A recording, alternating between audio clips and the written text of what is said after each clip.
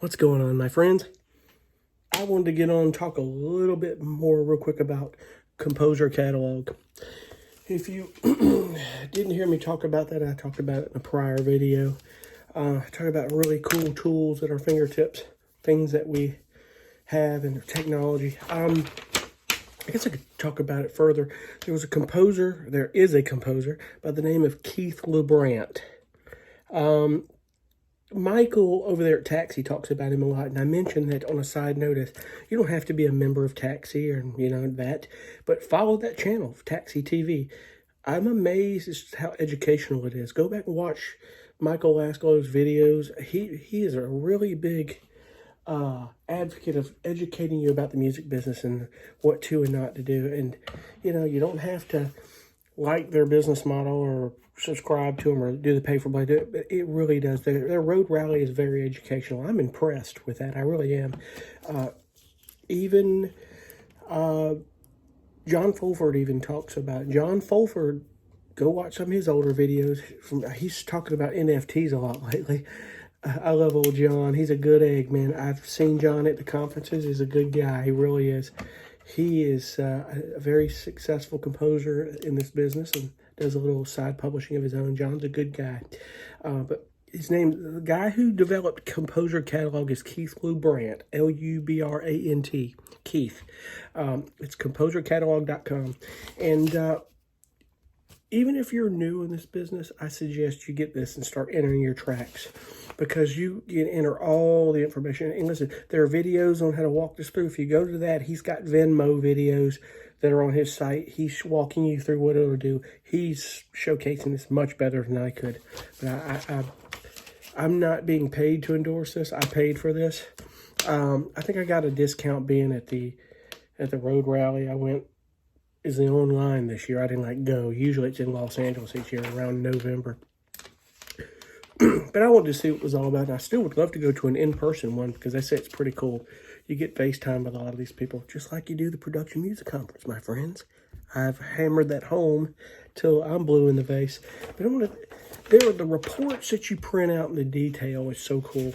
I've got somewhere around 1,200 tracks entered in this software. So right now I'm in a situation, I hate this at the end of the year, by the way, that I've got tracks sitting out there waiting to do something or not fully committed. When I end the year, I like everything even keel entered.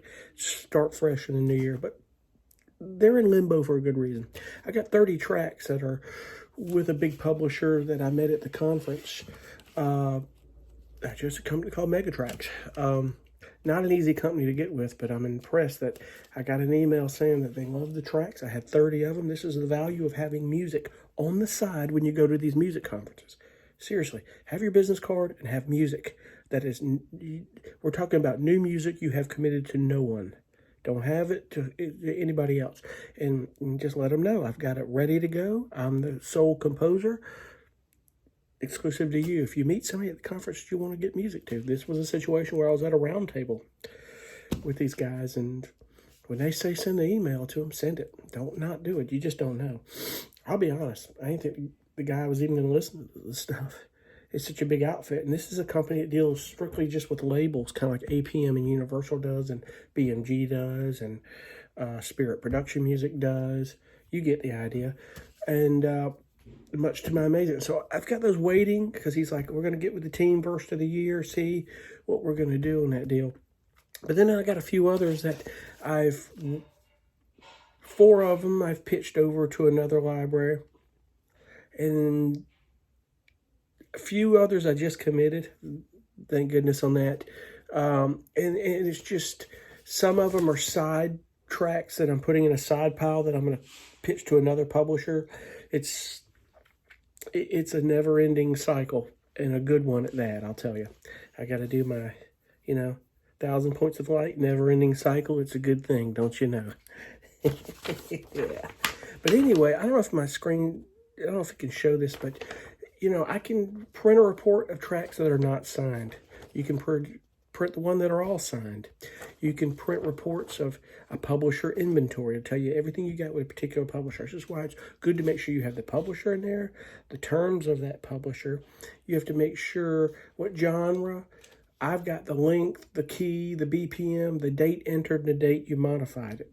You can get as meticulous as you want with this. It's so cool. Not every track that I have the length and the BPM and key, because I do have the genre and where it's at, and the publisher information of whether it's exclusive or non-exclusive. That's the most important, is you have the name of the track, the writer, which is you or whoever, the publisher, the status of it, whether it's exclusive or non-exclusive, and your publishing shares. That's the most important.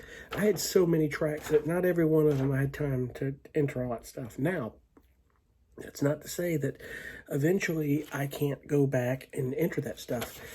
If I feel froggy to do so, I might later go in and start tightening up and getting all information a little bit over time when I get time to do so. But here is, look at this report of all these tracks.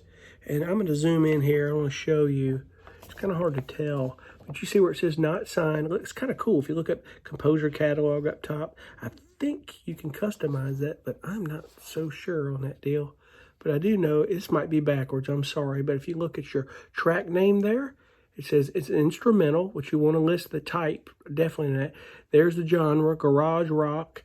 Didn't have the duration or the key on that particular track, but the one below it I did. You see the key, the BPM, the date entered, the date modified. Sorry if that didn't come out too well. You're probably thinking, well, you should have just done a screen capture on your screen capture software in your computer. Well, that's for another time. I've got to get good at the OBS stuff. There's some guys that are amazing with that out there. That's a whole different thing that I really am not interested in devoting a ton of time into right now. I've got enough on me as it is. I've got a lot of music to do and what I want to do with that. Things that I want to achieve more so, but eventually I will. I'll get on that. There's some really amazing talent out there. These guys really know how to present YouTube content very well. Much better than me, I'll tell you that much. But don't necessarily have to. I mean, if you look at I'm just being real. I'm being honest. It's just honest, real video of me sitting here talking about a topic that you may be interested in or something you want to achieve. And as I said before, I'm not the be-all, end-all. I don't claim to be. But things that work for me, I'm going to get on, I'm going to talk about them, and hopefully they will help you guys. But it's composercatalog.com. It's really good software, and I think it's worth the $69 or $79, however much it is. I think I got it for a $10 discount, but I think it's $79. But it's one time. There's no paid upgrades that I know of. No one that's ever talked about this, and Keith LeBrand himself says I haven't charged for upgrades. I keep it updated as much as I can.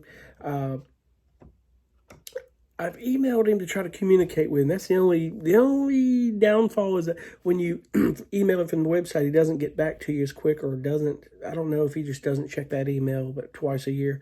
But if you get the software, link up with him if you're a composer on Facebook. He is on Facebook. I don't mean to blast that out, but he answered my question on Facebook, and we talked. And I just said, I enjoyed your videos at the panels and with Taxi, and your music is fantastic. He's a very talented composer. He's a guy that does it on the side. He works a full-time job. Hey, there's no shame in that, folks. Don't think like you gotta, I'm no good in this industry if I'm not doing it full-time. That's BS. That's horse hockey, folks. I can tell you right now. I was at the Production Music Conference, and there was a guy talking in one of the panels who's gotten a ton of placements, does extremely well in this industry. I think it's in the hip-hop, but it's been a couple of years since I heard this guy talk, and he won a Mark Award. I mean, this guy was very good. He said, listen, I work full-time at a funeral home. This ain't the only thing I do. So you've got room for it to do what you love to do, and you can do anything you want to do.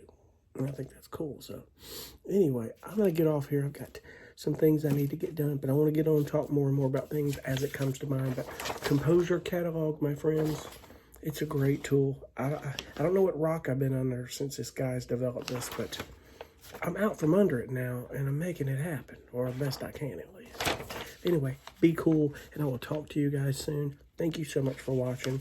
And I may have talked about some channels for you to watch more and more. We'll talk about that later. I have some channels I recommend you watch. I've mentioned a few. I'm going to talk about a few more.